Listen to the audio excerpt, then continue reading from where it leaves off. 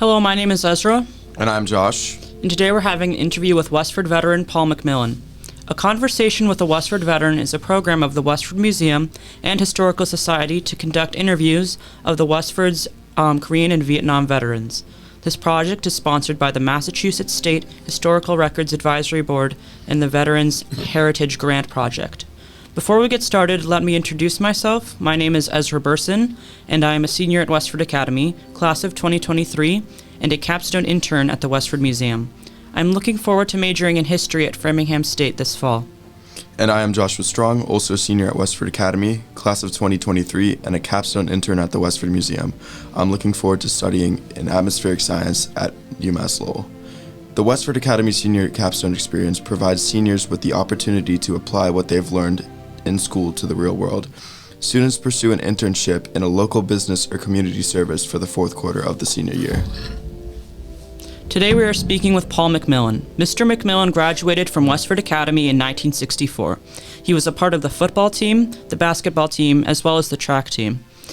He was drafted into the Army in 1967 and served in the 11th Armored Cavalry for a year during the Vietnam War. Thank you so much for agreeing to sit down with us today. Oh, thank you very much for having me. Appreciate it. All right, so can you tell us a bit about how and when you entered the military? I was drafted.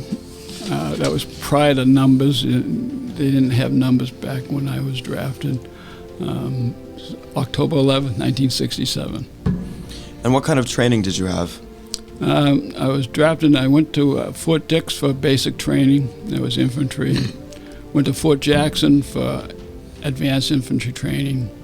Then I went to NCO school at Fort Benning. Did a stint after NCO school training basics, and then got my orders for Vietnam.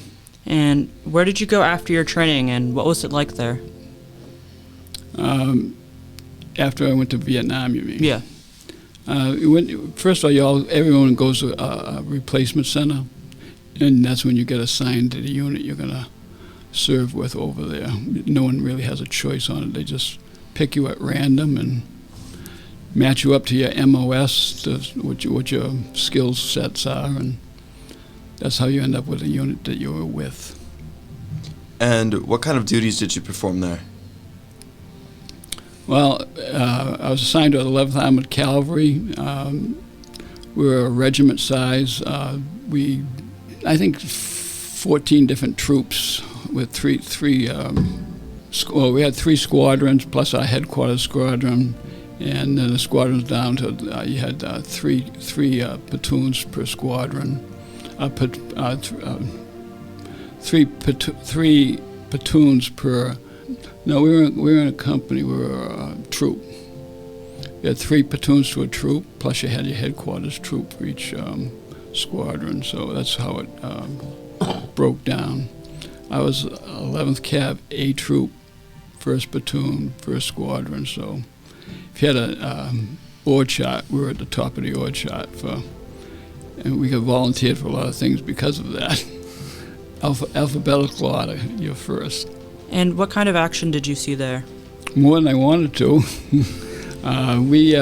We went, when you get assigned to a troop, you go and you get training, introduction, and indoctrination to that troop and what they expect from you and so forth. And then from there you get assigned to a track. We had ACAVs at that time, APCs, the official name M113s.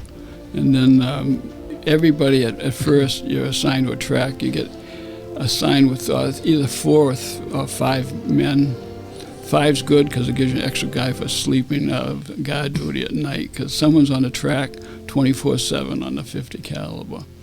So I think total, count my 2 weeks indoctrination and everything, I think I went back to base camp. We were there for 37 days of my whole tour. So we were always out in the bush somewhere. Did you do anything for recreation when you had downtime? There wasn't a lot of downtime, and a lot of the downtime you're repairing your tracks, cleaning your weapons, things of that nature. Once in a while we'd get a stand down where they meant we would go into an area that we could go into someone else's base camp, go inside their perimeter, and then we didn't have to pull guard duty. We could actually sleep the whole night long. And sometimes they had a movie there, typically the movie that everywhere we went was Planet of the Apes with Charlton Heston. We knew the lines by heart after that. And not that we saw it that many times, but at least 5 or 6 times. And it got to be kind of funny. We said, they got to have another movie besides Planet of the Apes.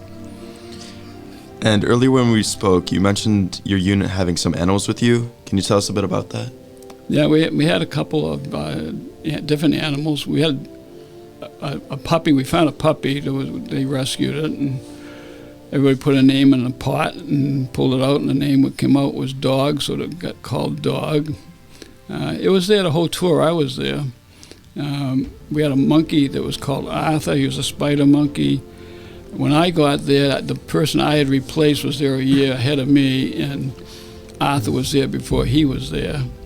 And we go to our reunions, and we ran into guys who were there a couple of years after I left, and Arthur was still there. And finally, one of the guys said that the last time he saw Arthur, the Arvins were taking him for a walk for a meal somewhere.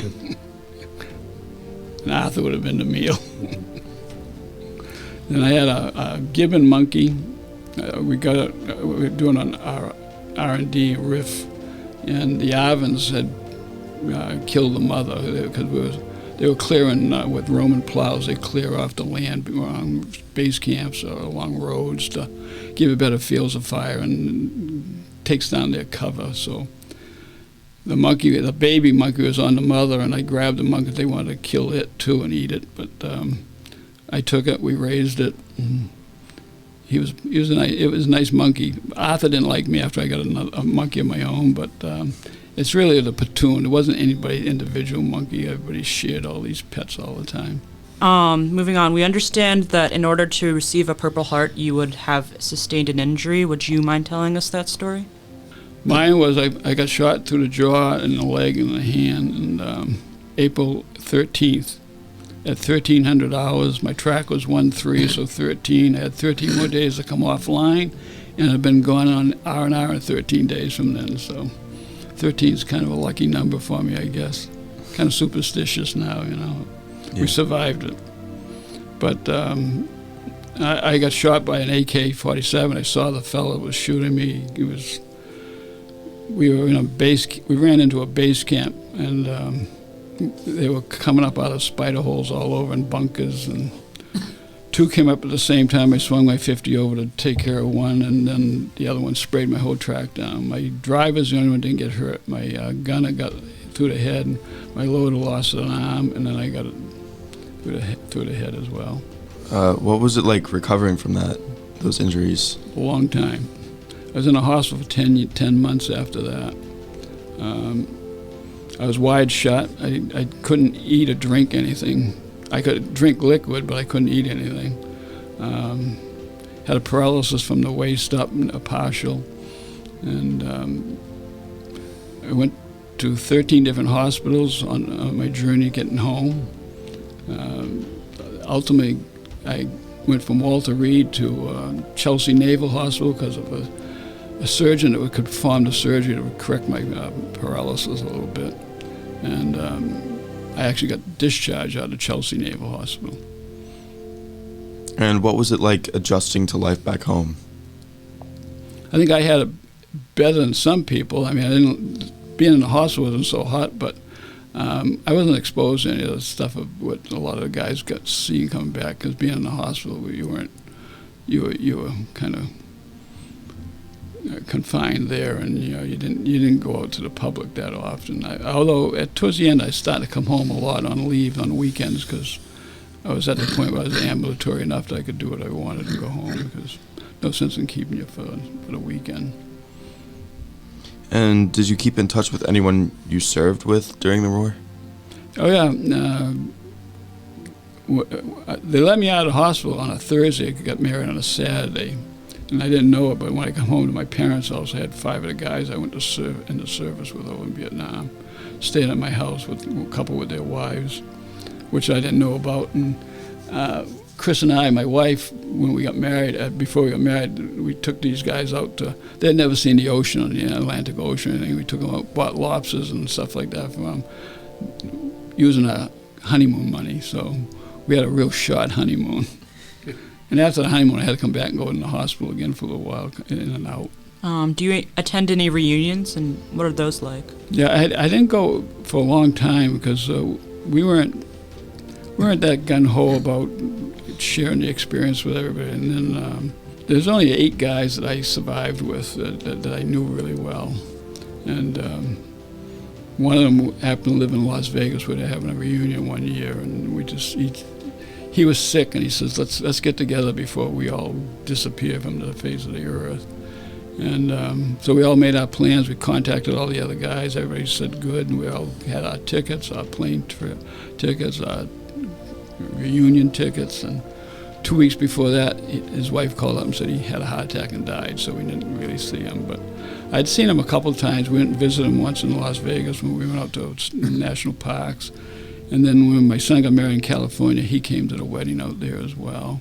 And the rest we talked to. Our lieutenant lived in New York. I saw him occasionally. He was actually from York, Maine originally. So we talked. All of us talked 4 or 5 times a year, but we didn't start getting together until about 15 years ago. We started going to reunions, and we go just about every year now. Yeah. And before we close out, was there anything else you would want to share? You know, it was an experience. I'd rather not have had it, but had no choice, and we were there, and you made the best to do it. But met some of the best guys I've ever known, and you're tight with your high school friends, your college friends, people you grew up with. But guys you are in a battle with, you form a relationship that's totally different. And at the reunions, like I say, we get together.